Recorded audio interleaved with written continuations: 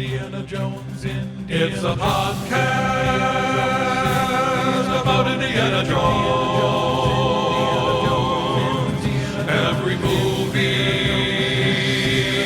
1 minute at a time. Indiana Jones Minute. Welcome back, everybody, to the Indiana Jones Minute. This is the show where we are discussing the film Indiana Jones and the Dial of Destiny 3 minutes at a time. My name is Tom Taylor. My name is Pete Mowat.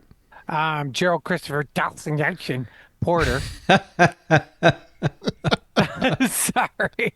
There's something that Fuller says. I don't know. Fuller says a thing. It sounds. Oh, okay. Yeah, he does it today. It just sounds, when you talk and sometimes there's your mouth is a reservoir of spout. Sure. Yeah, I'm familiar, Jerry. Look, Fuller's really, really excited. He is. Yeah. Very excited. Yeah. And we're excited, too, to be talking about minutes 115 through 117. These begin with Fuller putting the dial together and watching it do some spinny things when Tiddly leaps into Klaber, knocking him down. And he gets hold of a gun, and it's a good old Sassafracas, during which Helena and Tiddly run away, and Indy is shot for apparently the 10th time in his life.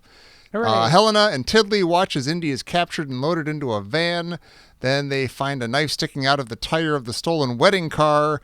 Helena finds a motorcycle, and we've got ourselves a chase. Meanwhile, in the van, Fuller is playing with his new toy, explaining how it works. Indy asks just who Fuller plans on killing back in time to win the war, and Fuller launches into a longer explanation than any of us wanted. And we've got Fuller and his cronies and stuff. And I don't know what I can't remember if this has come up before. I feel like it must have, but to me it's a brilliant question. And even if we have discussed it before, I think it bears going over it again. Do good guys have henchmen? They're good guys. Henchmen. They're not called henchmen. They are henchmen, but they're not called henchmen. But give me an example of like a good guy henchman. Is it like Shorty, like a sidekick? Or like C-3PO and R2-D2. Or Chewbacca, maybe. I was thinking about Chewbacca. Chewbacca. Yeah. Itchy and lumpy and scratchy and all that. Okay, but you're naming just Shorty isn't muscle. 3PO and R2, they're not muscle. They're not going to like I feel like henchmen have to either be, they have to be violent in some way, it seems like or threatening in some way. That's why I feel like maybe Chewbacca would be, but he's like, since he's not a bad guy henchman, we know him more as a character, so it seems weird to call him a henchman.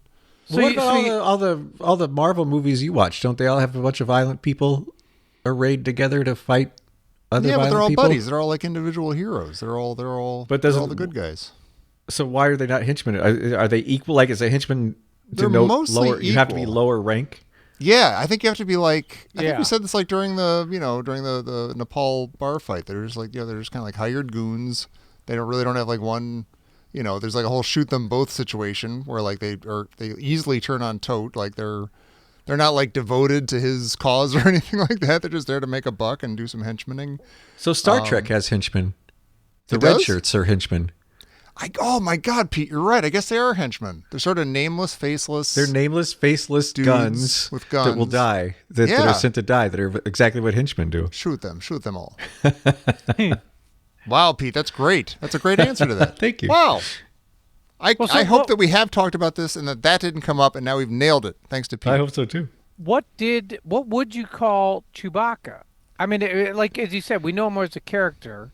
Yeah, he's a sidekick. He's a sidekick. But sidekick sounds dismissive. Well, it is a little bit. He's a little. He is dismissed in the show. We love him, but he's as is Princess Leia, as is almost everybody in the movie is dismissed. All right, well, how about Sala? When you said Tommy, you need like they usually provide muscle. Sala is the best digger in Cairo. No, but not that kind of muscle. Like roughing people up muscle. Yeah. Which Sala could do, but he's not that kind of guy. He is in a somewhat subservient role in his movies as well. Yeah, so that's true. He does meet some of the criteria. Okay, what about Marcus? No, he's not in a subservient position. At worst, he's a crony. If he was going to be a bad guy, he'd be a crony. Yeah. So there should be like a. Would you say like Robin for Batman and Robin? No, he's a sidekick. Exactly. He's the definition of a sidekick. I don't know. Crusaders, please head over to Facebook and the Indiana Jones Minute and the Listeners Crusade and let us know which good guy henchman we are missing. I know they're not going to be called henchmen, but yeah. Well, so are they only called henchmen because we don't know them? It's a case of other. Like, you talk Sometimes about Chewbacca. we do, though. Like, Yeah. What is Like a hench? Actually, I don't even know what a I hench don't know. is. I wondered about that. whose dad was hired as a hench, and then the family name got passed along as henchman. I don't know. Anyway. Well, I've got so this minute opens with, I said in the last minute I was happy that it didn't, that when he put the thing into the dial, it didn't go, I thought of that. else. Yeah. But it kind of started to do that in this minute. But It did. I think, Jerry, you've also been to the Grand Bazaar in Istanbul. Yeah. And it's an amazing place, as is the Spice Bazaar. It's just this rabbit warren of little shops, and you can find almost anything to buy. Like, they have it's famous for having huge numbers of knockoff luxury goods that are very hard to tell from the real item. And I'm bringing all that up because one of the things I learned there, which I've always found very fascinating, is that one way for an untrained eye to tell if a Rolex is real or not. Do you guys know? I do No. know. Yeah, Oh, that is wow. Grand Bazaar. Well, my understanding is the second hand has a smooth sweep. Right. The second hand doesn't tick. It's a smooth. It's a tickless motion On a real Whereas Rolex. On a real Rolex, Yeah. Whereas if you buy a fake Rolex, it's gonna go. Oh. And I say all this because I think Fuller got a fake Archimedes dial because it's ticking like crazy. Burn my fingers, man. But my question is, so is the difference between the smooth secondhand sweeping versus the tick, is the difference on manufacturing that? It's the quality of it's the quality of the components, because they say that some fake watchmakers have started using actual Rolex components, and that they are now able to replicate the watch, the second hand not ticking. Wow. But they use some components, but it's not a whole Rolex, so it's cheaper than a real Rolex to make, but they still sell it for real Rolex They're going to prices. get so good, Pete, that it's going to be like the thing you're saying about like the one of these is FDR's lighter what's the and the other difference? is. What's the difference? It quacks like a Rolex. It's a Rolex. Have I ever mentioned that story before, Tom? Pete, I don't know if you've read the book, the Man in the High Castle, but there's a really awesome part. But yeah, it's interesting. Like, I completely lost my train of thought. Never mind. Oh, I'm sorry. I didn't Is Throw Me the Gun a callback to Throw Me the Whip? Oh my God! I guess it is. Yes, it is. Yeah. How many phrases do you think Indy uses that start with the formulation "Throw me the"? Like, is that just his go-to? Although he didn't command? say, he said "throw me the idol." He didn't say "throw me." Yeah, you're right. Or no, Throw me the Tito gun. said, "Throw me the idol." Yeah, throw me the gun. Throw Throw me the gun. I throw you a bullet. Well, I noticed that at the very beginning of this section, we see the dial and it's very Frankenstein. It's alive. The music was very, I don't know. I don't know how else to describe it. Just very like, I was expecting a thunder crack and lightning in a castle in the background, Yeah. I just watched that Guillermo del Toro Frankenstein. Oh, is that any good? It's really good. Yeah. Oh, okay. I'll watch it. I recommend it. I'm halfway through Ford versus Ferrari. Oh, that's a cool movie. Yeah. By this guy. Okay. I'm saying it's directed by the same movie. It's by James Mangold. Yeah. No way. No Oh, way. okay. All right. Might skip that one. Speaking of music, we get the Raiders theme, the Indian theme, whatever. And Well- I think we've gotten it once or twice before in this movie. And each time I'm turning into Pete, but each time I'm like, oh, why'd they do that? Why'd they play the Raiders theme? It doesn't fit in the moment each time they play it, to me anyway, and it also feels like Indy himself, like it's out of time. Like, oh, that's that thing that they would play in the 80s in these exciting moments in these movies. And now it just sounds kind of weird. And there are moments where I actually have felt like the Raiders march would have gone well, which is funny that they don't use it then. Yeah. Well, let me just real quick. So Tiddly jumps on the Klaber. Klaber. Thank How you. do you God, not man, possibly what remember his name, yeah, Jerry? yeah. And he knocks the gun out of his hand, Mm-hmm. and then Wombat whacks the guy across the face with the ham sandwich. What is it? I don't know what she is. She has something shiny. I don't know what Yeah, it is. I'm sure it's something A from two shiny weeks ham ago. sandwich. Yeah. No, so she whacks him across the face, and then the gun falls, and Indy says, "Throw me the gun." Tiddly throws the gun. Then the Raiders march comes. The Raiders music comes on, right? Mm-hmm. And then Indy gets the gun and he shoots, but he misses the guy. Yeah. No, he wings the first. Oh, yeah, because he's too slow.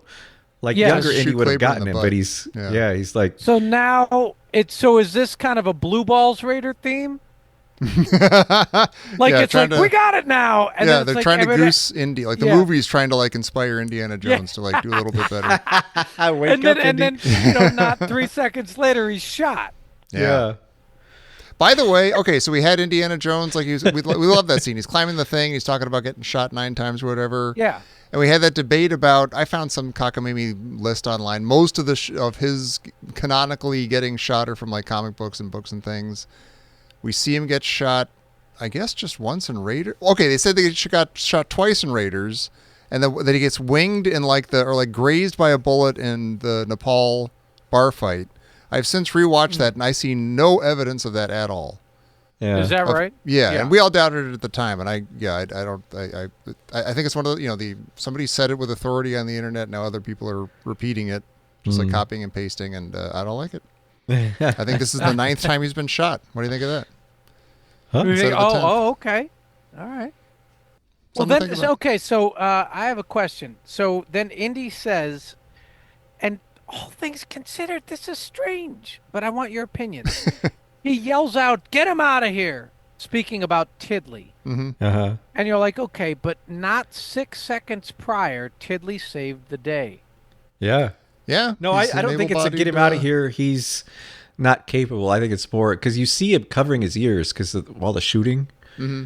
And I feel like, and he's like, he's a kid. Like, don't let him get shot. Like, to me, that was a nice moment. Right. Yeah. So, that was a nice moment. But, He's trying to right, protect him. but obviously, like, he never said that with Shorty. That's true. Meanwhile, I mean, Shorty's back there, like, with the big dude in Temple of Doom, and they're trying to choke blood of Kali down Yeah, his mouth, and yeah. he's a slave, and I mean, he's literally manacled, and he never said. I don't think he ever said, "Get him out of here" about Shorty.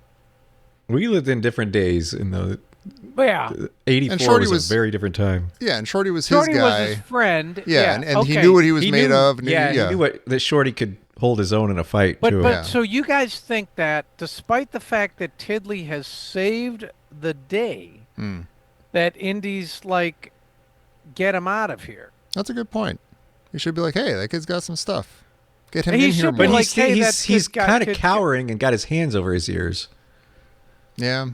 Like, Well, I then don't, what- I think that's a moment of compassion from Indy. Hey, Yeah. let's be clear. This whole like Titanic, women and children thing. Come on. It doesn't fly in adventure movies. It doesn't. I like Jerry on the Titanic, like shoves a kid out of the seat. That's my seat, kid. What do you have to give to society? Get I'm a out my drummer. door. Yeah. Well, no, it's they. It makes me wonder this: why did they have to separate the crew? I guess they needed Indy kidnapped, so to speak. Mm-hmm. And Yeah, I so think they didn't know how to I'm get just- them all in the final Yeah. scene together. Yeah, just the kinda movie needs her walking- to be Yeah, outside of yeah. that so that they could both help Indy. And I'm just kind of walking through that. Why was, out of all the things going on, why is get him out of here the priority? And then Indy also is going to lose Wombat there too. Yeah. Yeah, So I I mean, he guess might he be like, was "Oh, I'm just- done for. They got me. Yeah, I'm actually maybe he's, shot. "Oh, I'm the bad done." guys Yeah. have surrounded me. You But he guys get didn't out of say here." he didn't say you guys get out of here. But I or mean, let like me- her getting him out of Yeah, there is also yeah, getting is the herself out of thing. there. All A- right, and maybe, he's- maybe this is like Indy's last stand then. Yeah. And he also Okay. just lost the Dial of Destiny version of Duck Duck Goose. That's He true. goes, go, stop. It's a weird, like, it's kind of funny, but Yeah. I can't tell if Fuller's making a joke there. Somebody 'Cause he- sample that and make a techno song out of it. Because 3 people in a row go, go. And then Fuller goes, stop.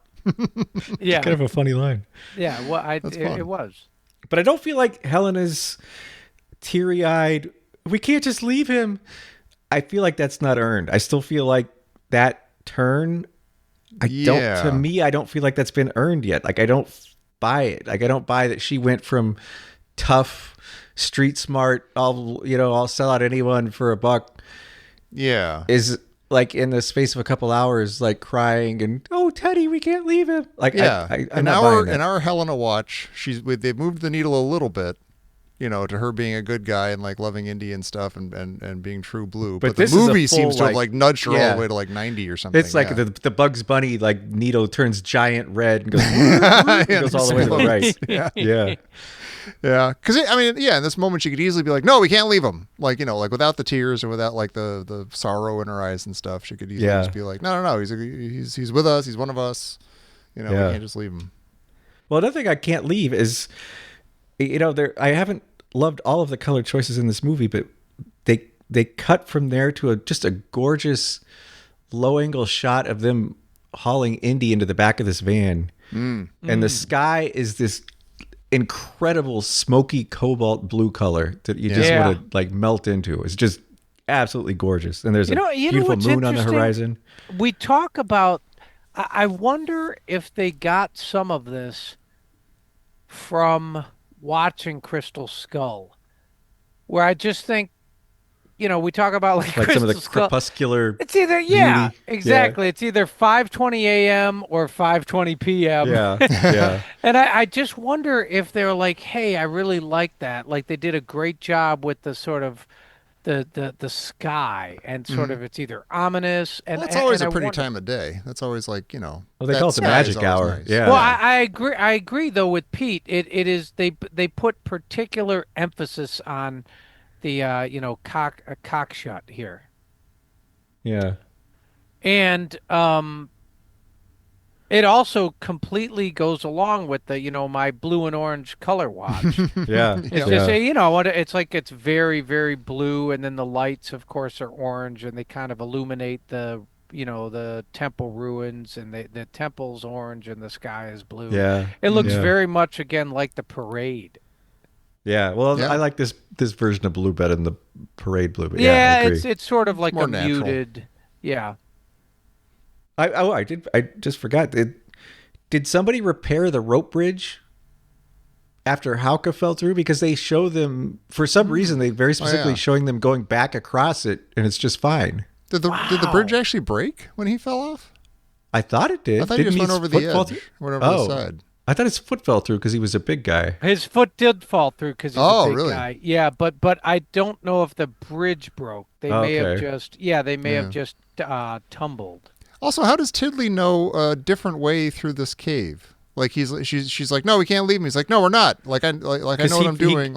He arrived via a different way because he had to swim back up. Oh, I guess so. Yeah, like he got as far as the rope bridge with those Yeah. guys, but then he Yeah. did his own thing. Okay, that makes sense. And then Hell- go Oh ahead. no, you go, Jay. Well, we see them run outside, and Helena goes to get into the wedding car, Uh huh. Mm-hmm. and of course, I'm like, would a professional henchman leave the knife in the Titan? Right. It does seem like a little like, yeah, That's blowing resources. yeah. Yeah. Yeah. And also, Yeah. I don't know. I mean, I'm not a professional henchman nor professional I think he tire would. slasher. That sounds like the kind of thing a crime boss would yell at a henchman for, like leaving the knife in the tire. But Yeah. but if you pull the knife out, doesn't it flatten faster? I'm I not don't sure. know. It Oh, depends is it on possible how to it- say like a throwing knife and somebody just ran by and threw it and popped it that way and it's just left it there? or is it a way of just saying this was me? Yeah. You know what I mean? This Like wasn't maybe just some hooligan tourists Yeah. earlier in the day. yeah, this wasn't just the tour guide. This wasn't that kid. Like who if you look at pickpocketed. if you look at the handle, you'll see my signature. Yeah. You've been got. You- Try again. Speaking of getting got, I don't like the way she says hop on. Like she goes from crying about Indy leaving Indy, and then Yeah. she shows up to pick up Hop Teddy, on. and she hop Yeah. on. It's like how She's you, like full Mary Poppins. yeah, or like Spit-spot. you're giving your friend a ride home from school. You're like hop on. It's just I weird. think you know what? I Yeah. think that was for some reason that was done specifically. You think that was intentional to make her Yes, sound? I do. That there is a sort of like We don't Mary forget she's Poppins British? vibe to it. Yeah. I don't know. But I noticed it and I was like, huh, that kind of sticks out in the dialogue. So they must have done it on purpose. And it's not just that she says hop on. It's the weird way she says it. There's something about this little, I guess, what do you call action sequence? I don't fully understand. I don't know why, but I'm kind of like they come out there and they're like, "Oh, there's the knife and the thing. Oh, okay, let's go get the motorcycle." And she's like, "Here are the keys. Hop on." It's very dreamlike. And then she's like, "A shortcut."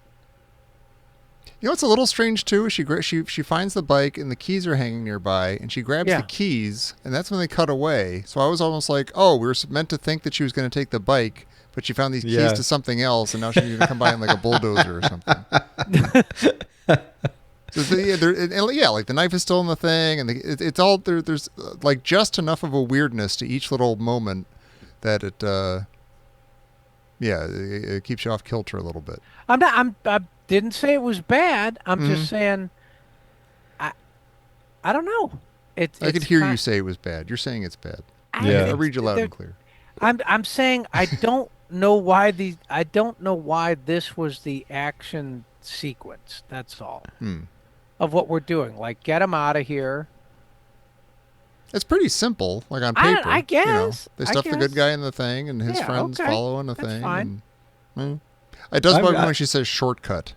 yeah. Like that seems to be like a thing. It just occurred to me that's if Yeah. if an action person is going to take a shortcut, they have to say shortcut. They have Otherwise, to it's like, say wait a minute, that's not the road. What's the matter with you? Wait Why are a you going minute. through the weeds? Stop it.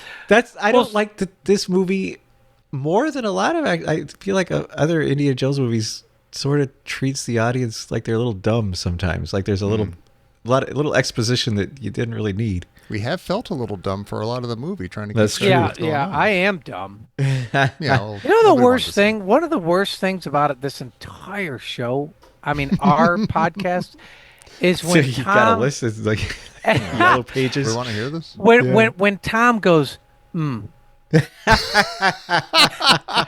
feel that way about when pizza's. I know it's kind of like it. Oh boy, I just don't. Like in Well, I'm a- a I don't know like- what to say thing, or I got nothing to say it's about sort that of like kind of way? yeah, it's either I don't know what to say, or Or you might you're have wrong. a point. Yeah, or you might have a point, but we're gonna have to look into it later. Yeah. See me after class. Yeah. Yeah. I'm going to make Jerry go now because I already know Jerry's answer to this. So I got Uh-oh. a question for you, Tom. Okay. Are you an early airport arriver or a late airport arriver? Oh, there's nothing greater than getting to the airport like 3 hours early. I agree. I Yeah. agree. You just get through all the I'm stuff. You hurt. get to. What do you think I was gonna say?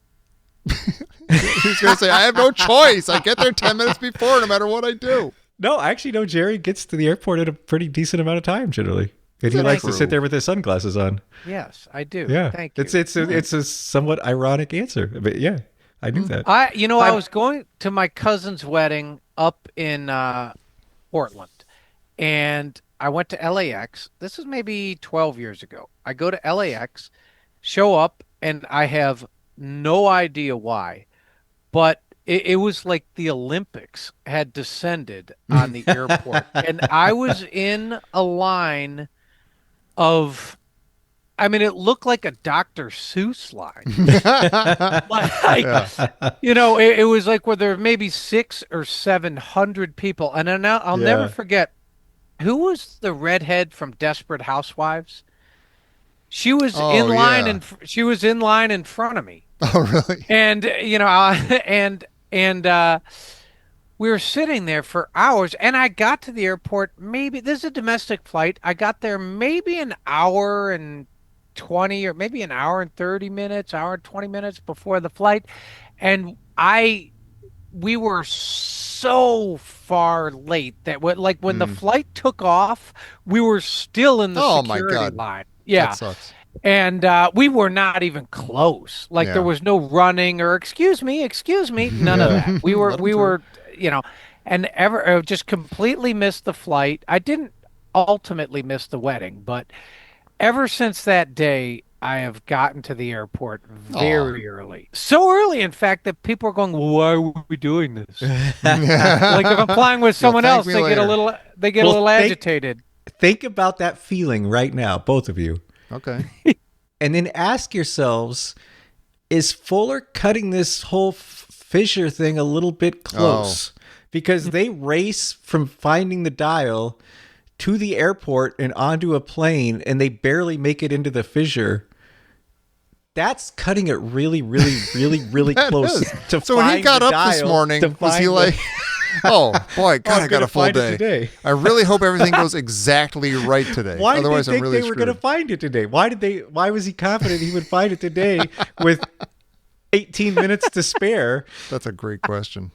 Wow. He has no sense. Like, I mean, he tells him to hurry going up the hill, but I feel like he is not taking this all that seriously, that he's got a very short amount of time to find this. Because it has to happen tonight, right? Yeah. Like Or this he has is to the wait thing like that goes to the thing 37 he wants years to or go something. to. Yeah. Yeah. That's funny. Wait, explain that to me as a dumb guy who, like somebody else who's listening, can go, to me. Why does he have to find that today? And why does it? How Because does that the work? fissure is only open on certain days, certain dates, not even certain days. Like that, and they show the diary earlier, and it has like 10 different dates listed, and they're I think Right, several years I apart. remember that. And it's the fissure is only open on those dates, and then you have to match that certain date with where you want to go back in time. So I think they have a very limited window that they can go back in time. So like the only time they can go back in time is tonight, like 45 minutes from when they get the dial. So if Indy had stalled for another 5 minutes, they would have missed it. Yeah. Like if anybody had stalled for another 5 minutes, they would have missed it. So do you think that that's what Indy had in mind? Like get him out of here. Like he was going to sit there and hold them off so that they would miss the fissure? I don't think it don't ever even- occurred to the screenwriters, but Right. it's just weird. It would have It's been just kind of fun weird. if they had added that to Fuller's personality. Like he might be like, at the beginning of the movie, he might be like, if I had the other half of the dial, that'd really be something. That'd be so great. Or he doesn't have any of it, does he, yet, at the beginning? No. So, but like he might be like, oh my God, this woman Helen, she's got it, and she's gonna like sell it in Tangier. God, and he's like looking at his watch. He's like, gosh, everything cut just right. I could, because like the fissure's coming up in like a few days. I could. It oh my has God. to be miraculous, yeah. Yeah. But And he could have that panic the entire time. Like, oh But my think God, about how I'm much better so movie close it to would've actually been. having this happen just by accident. This would be so great. We even get some clock ticking sounds in this movie. Like just think Right. if that That's were a supposed to be constant an backdrop, element. like just Yeah. this adding suspense, like it's like an Alfred Hitchcock thing, or like Yeah. just ratcheting up this. That feels like a 70s thriller. Yeah. Should be an episode of 24. Or maybe 3 Wow. episodes. Yeah. Is Indy still banking on the Grail juice? Like as an 80-year-old man shot in the shoulder, that feels like a serious health issue to me. Like he seems like he's doing pretty well. Well, he is an Because action it movie didn't star. even just graze him. Like it got him Yeah. Socked him. really well. Yeah. Yeah. It did have a certain gravity when it hit him. You're like, oh, that's Well, not anytime it hits you inside of your body, like not like half of the bullets like Yeah. on the outside of your arm and half of it hits your skin. Like it's like the whole bullet went into the middle of his body. That seems rough. Yeah. So Fuller says the first hemisphere is the Dachel. Is that what he says? Yeah. That's first Dachel. Yeah. It says it's for your destination. The Yeah, first the first dial points to hemisphere your sets the destination. The second calculates the location of the fissure and the Alexandrine coordinates. That doesn't make a ton of sense to me, given what we were just saying. Like, there's a specific place you can go if you go to the fissure tonight. Yeah. That only goes to this one place. It ends up being the wrong place that he doesn't. I don't know what the. But anyway, like, so yeah, I don't know why there would be. Unless the fissure's only there a couple dates every few years, but if you have the dial, you can choose your destination. Is that what he's saying? I don't know, but then it's magic. Then it stops being like, Archimedes just calculated when this thing appeared. Archimedes built a time machine, which is a little more like it. I don't know how believable it was before, but it seems like a little more unbelievable. It does, yeah. It takes a sidestep into Doctor Who or something. Yeah, yeah. Do you sense like at all like a when Indy's like, so who's it going to be? Churchill? Is it going to be Ike? You know, or who are you going to kill to win the war? You know, when you go back in time, is there like an inkling? Like, we know that Indy likes Ike, so is there like an inkling of like, it better not be Ike, you son of a bitch. If you go after Ike, we're gonna have a trouble. I like that this ends on this cliffhanger because the twist I think is amazing. It's good. Yeah, it's a good one. Jerry doesn't even know. He hasn't watched the next episode. I don't remember at all. I mean, I thought he was going to kill Hitler. That'd be weird. A twist. Yeah, it would be a twist. Well, I Pete, let me ask you: who would you kill to have the Allies lose World War II? Oh man, that's a question. Oh, I did it. I just said, You just did it. Oh, that was a thoughtful I was thinking. That was a little more thoughtful. That was an engaged Yeah, that was, yeah. I mean, if you had to kill one person, who would that be? It might be Churchill. Yeah, maybe. That's a hard one. Or what, it could if those FDR? It could be FDR. It could be, I don't know. But he did die during the war. You know, if you killed Tojo, because then you wouldn't get Pearl Harbor invaded, and then you might not get the United States entering the war. I guess you have to think about it like what year it is, maybe. Yeah, they're going back to what, 39 or something? Oh, 39. No, yeah. 39. Okay. Yeah. So if they're going, 30. You'd have to think about that.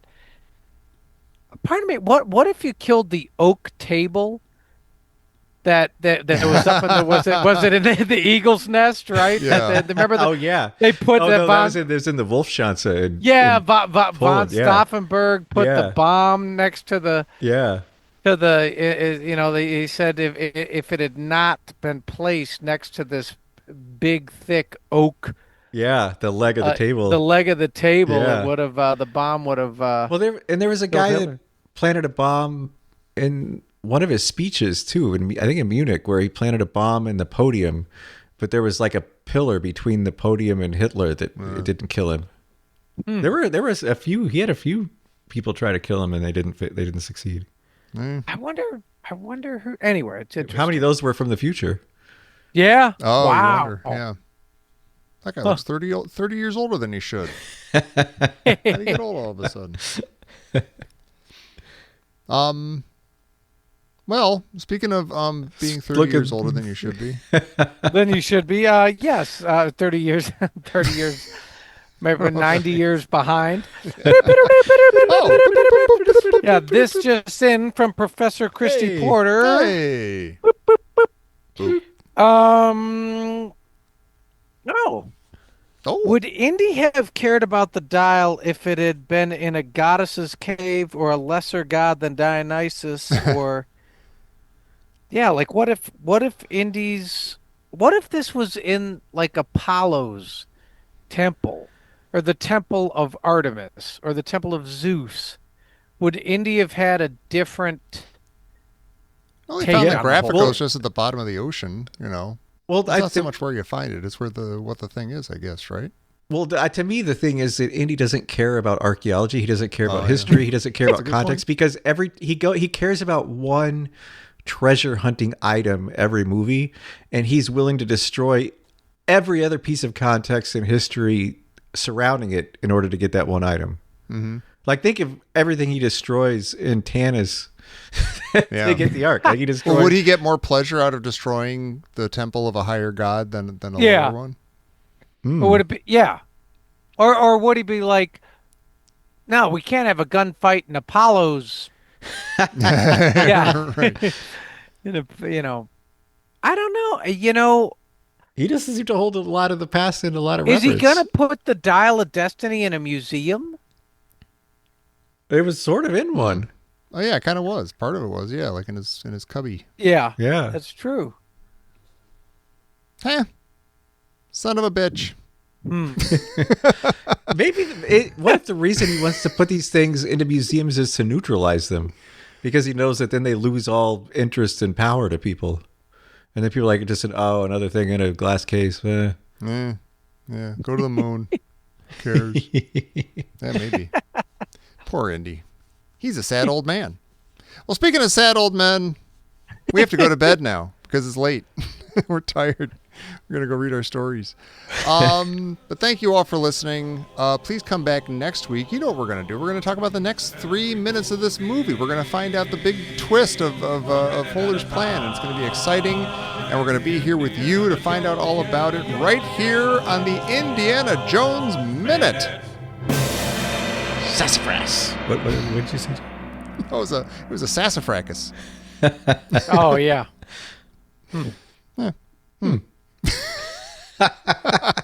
Touche.